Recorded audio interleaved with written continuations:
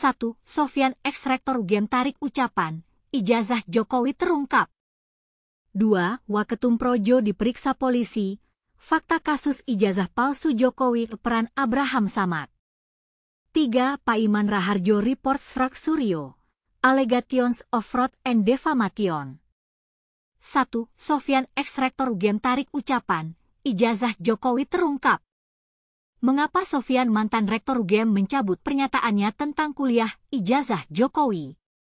Yogyakarta, CNN Indonesia. Sofyan Effendi, yang pernah menjabat sebagai Rektor Universitas Gadjah Mada, UGM, telah mengungkapkan alasan di balik keputusannya untuk menarik kembali seluruh pernyataannya mengenai riwayat pendidikan dan ijazah sarjana Presiden ke-7 Republik Indonesia, Joko Widodo atau yang lebih dikenal sebagai Jokowi. Pernyataan tersebut sebelumnya telah tersebar luas melalui sebuah video yang diunggah di platform YouTube. Video kontroversial tersebut berjudul, Mantan Rektor UGM Buka-Bukaan. Profesor Sofyan Effendi Rektor 2002 hingga 2007. Ijazah Jokowi Kampus UGM yang dipublikasikan oleh kanal YouTube Langkah Update pada tanggal 16 Juli 2025. Di dalam video tersebut, Sofyan terlihat sedang berdiskusi dengan Rismon Hasiholan Sianipar, seorang pakar digital forensik, membahas secara mendalam tentang perjalanan akademik Jokowi di UGM dan keaslian ijazah yang dimilikinya. Tapi inilah yang mengejutkan, Sofyan mengklaim bahwa dia sama sekali tidak menyadari bahwa percakapannya dengan Rismon sedang disiarkan secara langsung atau streaming di YouTube. Menurut pengakuannya, dia mengira bahwa diskusi tersebut hanyalah sebuah obrolan daring biasa di antara sesama alumni UGM yang berada di berbagai kota. Saya benar-benar tidak menyangka bahwa itu adalah siaran langsung yang kemudian disebarluaskan. Kalau itu hanya pembicaraan internal antara sesama orang UGM, saya pikir tidak masalah, jelas Sofyan saat diwawancarai di kediamannya di Sleman, Daerah Istimewa Yogyakarta, pada hari Kamis 17 Agustus. Saya tidak tahu bahwa itu disiarkan. Saya hanya berpikir bahwa kita sedang mengobrol santai dengan para alumni dari berbagai kota lain. Memang ada beberapa mantan mahasiswa saya dari Aceh dan Kalimantan yang terhubung dalam percakapan itu, tambahnya untuk memperjelas situasi yang dia alami. Meskipun Sofyan menegaskan bahwa dia tidak merasa dijebak dalam sesi diskusi tersebut, dia tetap berencana untuk mengajukan keberatan karena isi pembicaraan tersebut telah dipublikasikan tanpa persetujuannya. Menurutnya, seluruh materi obrolan tersebut seharusnya hanya untuk konsumsi internal saja dan tidak untuk disebarluaskan kepada publik. Jika ditanya apakah ijazah Jokowi asli atau palsu, saya juga belum memiliki bukti konkret.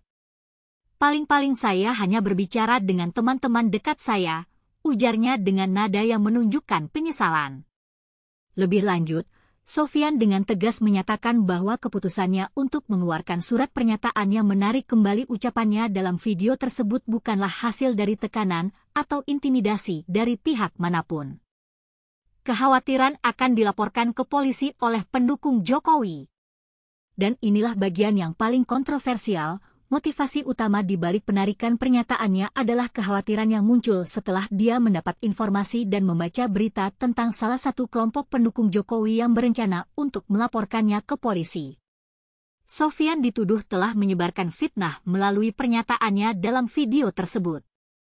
Hal itu sangat menakutkan bagi keluarga saya, terutama istri dan anak-anak saya, ungkapnya dengan ekspresi cemas yang terlihat jelas. Sofyan berharap bahwa surat pernyataannya tersebut dapat memperbaiki hubungannya dengan pihak UGM, khususnya dengan rektor saat ini, Ova Emilia. Dia juga mengharapkan agar polemik seputar ijazah Jokowi ini dapat segera diakhiri demi kebaikan bersama.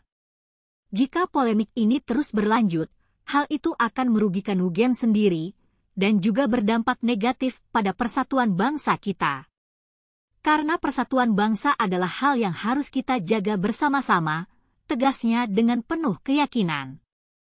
Pernyataan Sofyan mengenai penarikan kembali komentarnya tentang ijazah Jokowi tertuang dalam sebuah dokumen resmi yang telah ditandatanganinya. Surat tersebut bertanggal 17 Juli 2025 dan telah dibagikan kepada para wartawan pada hari yang sama. Melalui surat tersebut, Sofyan juga menegaskan bahwa pernyataan Rektor UGM Ova Emilia mengenai ijazah Jokowi yang tertanggal 11 Oktober 2022 memang sesuai dengan bukti-bukti yang tersimpan di universitas. Sehubungan dengan hal tersebut, saya menarik seluruh pernyataan saya dalam video tersebut dan memohon agar wawancara dalam kanal YouTube tersebut ditarik dari peredaran, demikian bunyi pernyataan dalam surat tersebut.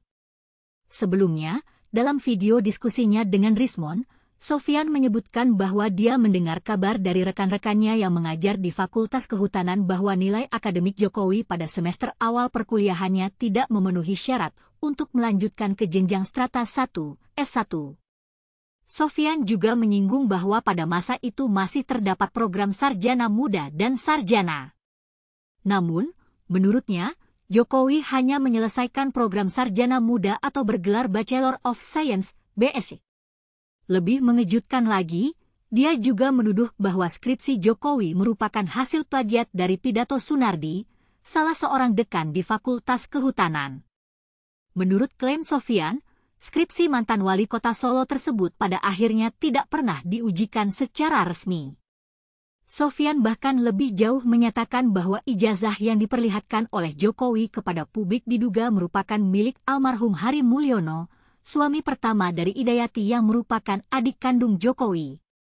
Bagaimana pendapat Anda tentang kontroversi ini? Apakah penarikan pernyataan Sofyan? 2. Waketum Projo diperiksa polisi. Fakta kasus ijazah palsu Jokowi, peran Abraham Samad. Pertanyaan tentang kasus ijazah Jokowi yang menimbulkan kontroversi. Wakil Ketua Umum Relawan Pro Jokowi, Projo, Freddy Damanik telah selesai diperiksa oleh Polda Metro Jaya sebagai saksi dalam kasus tudingan ijazah palsu Presiden ke-7 RI, Joko Widodo, Jokowi. Freddy Damanik mengaku telah diinterogasi dengan 42 pertanyaan, di antaranya soal sosok Abraham Samad. Freddy Damanik, Wakil Ketua Umum Relawan Pro Jokowi, telah selesai diperiksa oleh Polda Metro Jaya sebagai saksi dalam kasus tudingan ijazah palsu Presiden ke-7 RI, Joko Widodo, Jokowi. Freddy Damanik mengaku telah diinterogasi dengan 42 pertanyaan, di antaranya soal sosok Abraham Samad. Saya ditanya 42 pertanyaan.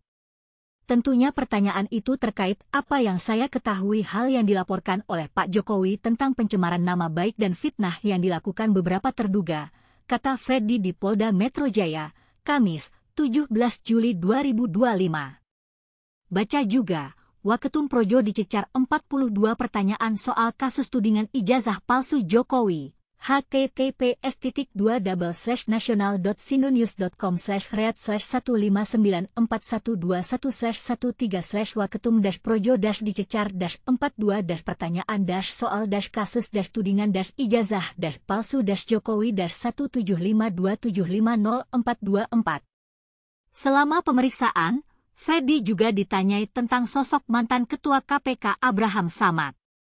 Dia hanya mengetahui Abraham Samad sebagai mantan Ketua KPK. Kemudian, ditanya, apa yang kamu ketahui? Oh, saya tidak tahu tentang apa yang dikontenkan atau informasi tentang Abraham Samad, jadi saya tidak memberikan keterangan apapun tentang Abraham Samad, ujarnya. Saya ditanya kenal tidak Abraham Samad. Saya jawab, saya tidak kenal secara pribadi, tapi saya tahu dia mantan ketua KPK, dia aktivis pengacara dan sekarang saya bilang dia jadi podcaster atau YouTuber, sambungnya. And this is the part most people miss.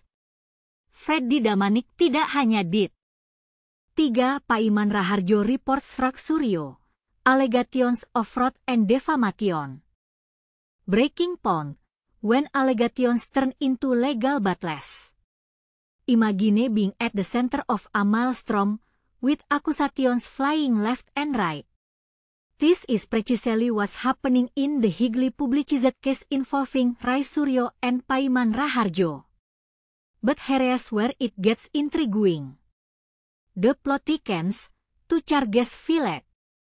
In a dramatic turn of events, Paiman Raharjo, the former Deputy Minister of Village, Development of Disadvantaged Regions, and Transmigration, along with his legal representative, Farhad Abbas, have taken a bold step.